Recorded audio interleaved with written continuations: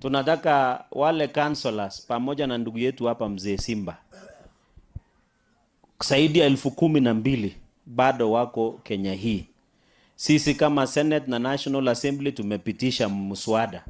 Tunataka tuulize National Treasury walipe ile pesa ya makansela, ndio makansela waweze kujikimu na familia zao, waweze kujikimu na watoto wao, na wale familia ambayo wamepoteza kansela kwa kisheria wapewe hizo pesa ambazo zitatumika kwa ajili ya familia zao.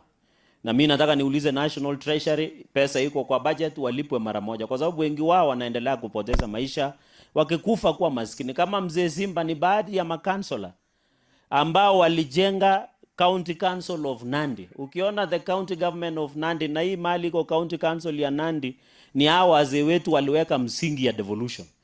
Pili, nataka nimuulize DCI aharakishe uchunguzi mara moja. Wale walifanya kitendo hii ya kihalifu na kinyama washikwe, wafunguliwa mashtaka na wafungwe, na ile kifungu ya kufunga jela itupiliwe mbali, tuende tukutane mbinguni wakishatubu dhambi zao hapa. Na mimi nataka niulize County Commissioner na County Security Team, be vigilant wakati tunaelekea hasa msimu wa Christmas.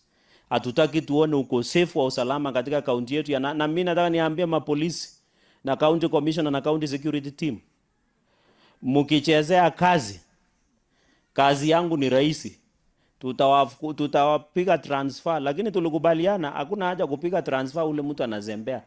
Tunakufuta kwa sababu tunaweza kupiga transfer uchukue ile uzembefu wako upande mwingine ya Kenya hii. Siko vijana wengi wanaweza fanya hiyo kazi. Saa mtu akichezea kazi, I want to ask kwa heshima kuanzia mzee wa mitaa. Mzee wa mitaa siku hizi tumewapea kitu, hawafanye kazi ya kanisa. Na tulisema mzee wa mitaa hata uhitaji certificate.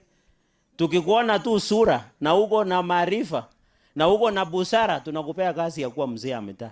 So tunataka usalama kuanzia mzee wa mitaa mpaka County Commissioner. I want to challenge, nikiendelea kusikia utepetefu wa ukosefu wa usalama katika kaunti yangu ya Nandi, tutakutana mundu kumundu. Hatuwezi kubali. Economy lazima ifanye 24 na sisi tunalipa askari watulinde. Si ni namna hiyo? Si we give out salary kwa askari watulinde. Sasa unataka tufunge biashara mapema na dunia ingine wanafanya 24 hours. Tuende nyumbani kama kuku saa 12. Hata kuku inachelewa mpaka saa 1 ndio inafika kwa nyumba. Mimi siwezi kubali hiyo maneno.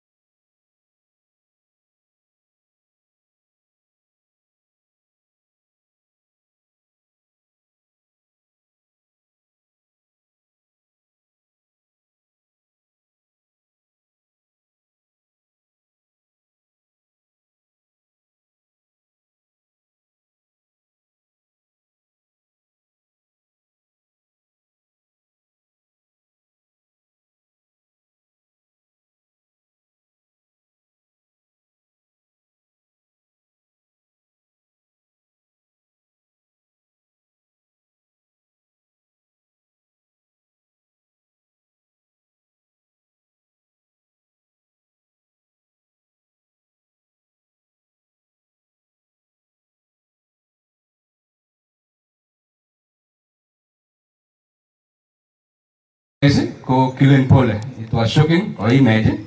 Kamu aja lah kakak emu kisomane tu kule. Turun nyawa lepas school, kamu agak len muncul.